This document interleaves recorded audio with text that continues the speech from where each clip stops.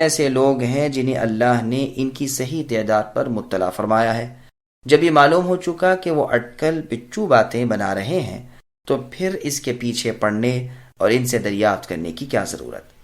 اسی طرح ان آیتوں سے معلوم ہوا کہ کسی اختلاف کو نقل کرنے کا بہترین طریقہ یہی ہے کہ تمام اختلافی اقوال بیان کر دیے جائیں، صحیح غیر صحیح پر تنبیہ کر دی جائے، اور اس اختلاف کا فائدہ بھی بیان کر دیا جائے تاکہ بیکار کام میں پڑ کر کوئی شخص کارآمد شغل سے رک نہ جائے۔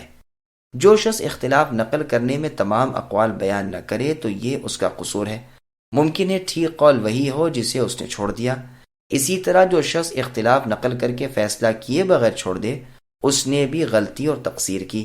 اگر غیر صحیح کو جان بوجھ کر صحیح کہہ دے پھر تو وہ جھوٹا ہے، اور اگر جہالت سے ایسا کرے تو پھر وہ خطا کار ہے۔ اسی طرح جو شخص کسی ایسی باریک بات میں جس میں کوئی بڑا فائدہ نہ ہو بہت سارے اقوال اختلافی نقل کر دے، یا ایسے اختلافات نقل کرنے بیٹھ جائے جن کے الفاظ مختلف ہوں مگر نتیجے کے اعتبار سے یا تو اختلاف بالکل ہی اٹھ جاتا ہو یا یوں ہی معمولی سا رہ جاتا ہو، اس نے بھی اپنے قیمتی وقت کو بیکار ضائع کیا اور نہ کرنے والا کام کیا۔ اس کی مثال ایسی ہے جیسے کوئی شخص دو جھوٹے کپڑے پہن لے۔ بھلائی اور سیدھی بات کی توفیق تو اللہ تعالیٰ ہی کے ہاتھ میں ہے۔ اب رہا تفسیر اور تابعین کے اقوال۔ جب کسی آیت کی تفسیر قرآن، حدیث اور اقوال صحابہ تینوں میں نہ ملے تو اکثر ائمہ دین نے کہا ہے کہ ایسے موقع پر تابعین کی تفسیر سے مدد لی جائے، جیسے مجاہد ابن جبر رحمۃ اللہ علیہ جو تفسیر میں باری تعالیٰ کی ایک نشانی تھے، جو فرماتے ہیں کہ میں نے 3 مرتبہ اول سے آخر تک عبداللہ بن عباس رضی اللہ عنہما سے قرآن سیکھا اور سمجھا، ایک ایک آیت کو پوچھ پوچھ کر سمجھ کر پڑھا۔ ابن ابی ملیکہ فرماتے ہیں خود میں نے مجاہد رحمۃ اللہ علیہ کو دیکھا کہ کتاب قلم دوات لے کر ابن عباس رضی اللہ عنہما کے پاس پہنچا کرتے اور تفسیر قرآن دریافت کر کے تحریر فرماتے۔ پورے قرآن کریم کی تفسیر اسی طرح نقل کی۔ سفیان ثوری رحمۃ اللہ علیہ کا تو فرمان تھا کہ مجاہد رحمۃ اللہ علیہ کسی آیت کی تفسیر کر دیں تو پھر اس کی ٹٹول کرنا بے سود ہے، بس انہی کی تفسیر کافی ہے۔ مجاہد رحمۃ اللہ علیہ کی طرح سعید ابن جبیر، عکرمہ جو عبداللہ بن عباس رضی اللہ عنہما کے غلام تھے، عطا بن ابی رباح، حسن بصری، مسروق ابن الاجدع، سعید ابن المسیب، ابو العالیہ، ربیع ابن انس، قتادہ اور ضحاک ابن مزاحم رحمۃ اللہ علیہم وغیرہ تابعین، تبع تابعین اور ان کے بعد والوں کی تفسیر معتبر مانی جائے گی۔ کبھی ایسا بھی ہوتا ہے کہ کسی آیت کی تفسیر میں ان بزرگوں کے اقوال جب ذکر کیے جاتے ہیں اور ان کے الفاظ میں بظاہر اختلاف نظر آتا ہے تو بے علم لوگ اسے معنوی اختلاف سمجھ کر کہہ بیٹھتے ہیں کہ اس آیت کی تفسیر میں اختلاف ہے، حالانکہ حقیقتاً ایسا نہیں ہوتا، بلکہ کسی نے ایک چیز کی تعبیر اس کے لازم سے کی، کسی نے اس کی نظیر سے، کسی نے خود اس چیز کو ہی بیان کر دیا۔ بس ان صورتوں میں گو الفاظ میں اختلاف ہوتا ہے لیکن معنی ایک ہی رہتے ہیں۔ عقل مند کو چاہیے کہ ایسی جگہ لغزش نہ کھائے۔ واللہ الہادی۔ شعبہ ابن حجاج رحمۃ اللہ علیہ کہتے ہیں کہ جب تابعین کے اقوال فروعی مسائل میں حجت نہیں تو تفسیر قرآن میں کیسے حجت ہو جائیں گے؟ شعبہ رحمہ اللہ کا یہ قول صحیح ہے کہ ان کا اختلاف کرنے والے پر ان کے اقوال حجت نہیں، لیکن ان کے اجماعی اقوال کی حجت ہونے میں کوئی شک نہیں۔ ہاں اختلاف کے وقت نہ ان کا قول آپس میں ایک دوسرے پر حجت ہے نہ غیروں پر، اس وقت لغت قرآن اور حدیث اور عام لغت عرب اور اقوال صحابہ کی طرف رجوع کیا جائے گا۔ تفسیر بالرائے کی شرعی حیثیت۔ ہاں صرف رائے سے تفسیر کرنا تو محض حرام ہے، اس لیے کہ اس نے اس چیز کا تکلف کیا جس کا اسے علم نہ تھا، اور وہ چال چلا جس چال کے چلنے کا اسے حکم نہ تھا۔ بس اگرچہ اس کے منہ سے ٹھیک بات نکل گئی پھر بھی وہ خطا کار ہے، اس لیے کہ کام کو کام کے طریقے پر اس نے نہیں کیا۔ اس کی ایسی ہی مثال ہے جیسے کوئی شخص بے علم ہو پھر فیصلے کرنے بیٹھ جائے، اسے جہنمی کہا گیا ہے۔ یہ اور بات ہے کہ ایسے شخص کی صحیح بات پر مواخذہ کم ہو لیکن ہے خطا کار، واللہ اعلم۔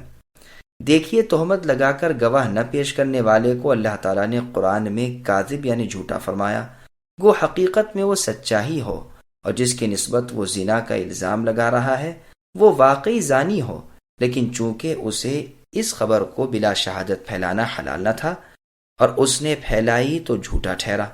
واللہ اعلم۔ تفسیر قرآن میں اسلاف کا طریقہ کار۔ یہی وجہ تھی کہ سلف کی ایک بڑی جماعت بلا علم تفسیر کرنے سے بہت ڈرتی تھی۔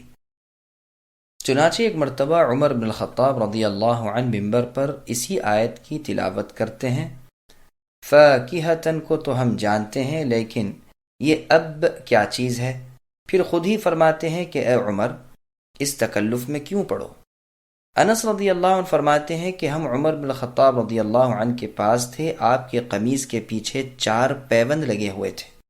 آپ نے اس آیت وفاکہۃً و ابا کی تلاوت کی اور کہا کہ اب کیا چیز ہے؟ پھر فرمانے لگے اس تکلف کی تمہیں کیا ضرورت؟ اس کے نہ جاننے میں کیا حرج؟ مطلب یہ ہے کہ ابا کا معنی تو معلوم ہے، یعنی چارہ زمین کی پیداوار، لیکن اس کی کیفیت کا کھلا ہوا علم نہیں۔ اسی آیت میں موجود ہے فَأَنبَتْنَا فِيهَا حَبًّا وَعِنَبًا، یعنی ہم نے زمین میں اناج اور انگور اگا دیے۔ ابن جریر میں صحیح سند کے ساتھ مروی ہے کہ ابن ابی ملیکہ رحمۃ اللہ علیہ فرماتے ہیں، ابن عباس رضی اللہ عنہما سے کسی شخص نے ایک آیت کی تفسیر پوچھی تو آپ نے کچھ بیان نہ فرمایا، حالانکہ اگر اس کی تفسیر تم میں سے کسی سے پوچھی جاتی تو فوراً جواب دے دیتے۔ دوسری روایت میں ہے کہ ایک شخص نے آپ سے پوچھا کہ قرآن میں جو 1000 سال کے برابر ایک دن کا ذکر ہے یہ کیا ہے؟ آپ نے فرمایا اور 50,000 سال کے برابر کے دن کا ذکر ہے وہ کیا ہے؟ اس نے کہا میں تو آپ سے سمجھنا چاہتا ہوں۔ آپ نے فرمایا یہ 2 دن ہیں جن کا ذکر اللہ تعالیٰ نے اپنی کتاب میں کیا ہے، ان کا حقیقی علم اللہ تعالیٰ ہی کو ہے۔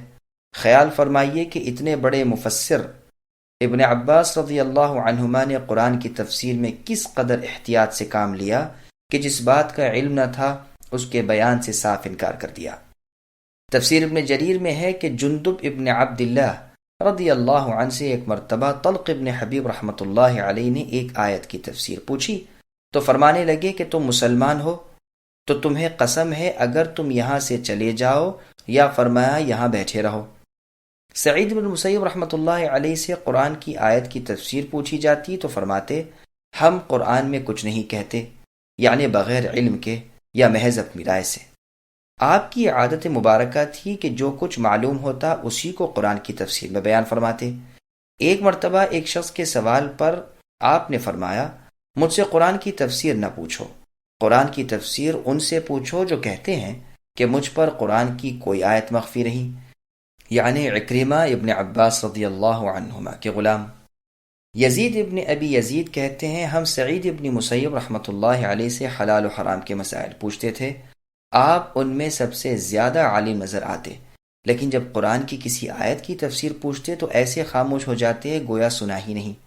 عبید اللہ ابن عمر فرماتے ہیں میں نے مدینے کے بڑے بڑے فقیہوں کو دیکھا کہ قرآن کی تفسیر کرتے ہوئے جھجکتے تھے، جیسے سالم ابن عبداللہ، قاسم ابن محمد، سعید ابن المسیب، نافع رحمۃ اللہ علیہم وغیرہم۔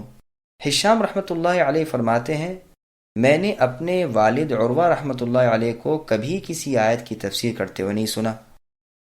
عبیدہ سلمانی رحمۃ اللہ علیہ سے قرآن کی ایک آیت کی تفسیر پوچھی جاتی ہے تو فرماتے ہیں جو لوگ قرآن کی آیتوں کو جانتے تھے کہ کس بارے میں نازل ہوئیں وہ تو اس دنیا کو خالی کر گئے، یعنی گزر گئے، اب تم ٹھیک ٹھاک اور سیدھے سادھے رہو۔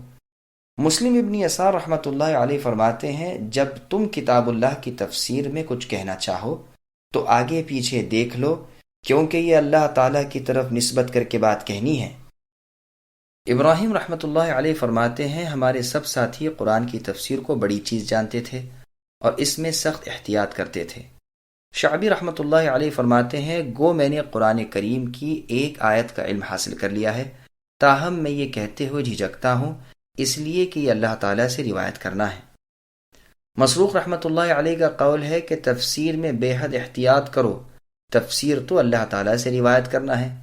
ان تمام اور ان جیسے اور آثار صحیحہ کا جو ائمہ سلف سے منقول ہیں، یہ مطلب ہے کہ یہ علماء کرام ہرگز بغیر علم کے قرآن کے معنی مطلب میں لب کشائی نہیں کرتے تھے۔ ہاں لغت کی روح سے یا شریعت کی روح سے جو تفسیر معلوم ہو اس کے بیان کرنے میں کوئی حرج نہیں۔ اسی لیے خود ان بزرگوں کے پاکیزہ اقوال قرآن کریم کی تفسیر میں بکثرت مروی ہیں۔ کوئی یہ نہ کہے کہ جب یہ بزرگ اس طرح کانپتے رہا کرتے تھے اور تفسیر بیان نہیں فرماتے تھے، پھر ان سے تفسیر منقول کیوں ہے؟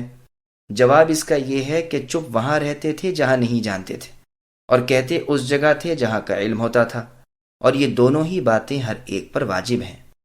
چنانچہ بے علمی کے وقت چپ رہنے اور علم کو بیان کرنے کے بارے میں قرآن فرماتا ہے لَتُبَيِّنُنَّهُ لِلنَّاسِ وَلَا تَكْتُمُونَهُ، یعنی اسے لوگوں کے سامنے بیان کرتے رہو اور چھپاؤ نہیں۔